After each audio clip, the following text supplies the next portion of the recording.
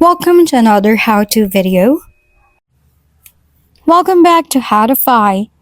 This tutorial will walk you through a simple but mighty trick in Gmail which automatically deletes or archives unwanted emails. Learning how to use this filter message like this feature and attempt to clean clutter from your inbox and manage your emails coming from particular senders will be beneficial. That method will be highly relevant for those who want to manage their emails without effort and have their inbox clean and tidy. So first, make sure you're logged into your Gmail account. Choose your preferred internet browser, enter your Gmail, and sign in with your username and password. Identify an email to filter. Find an email from the sender whose messages you want to automatically delete or archive.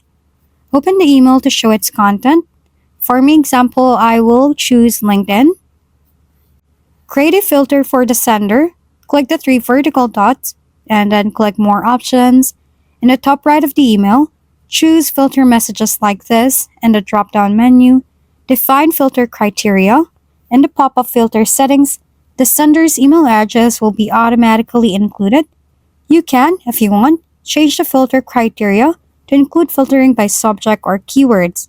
For example, I'll be typing in the keyword sale.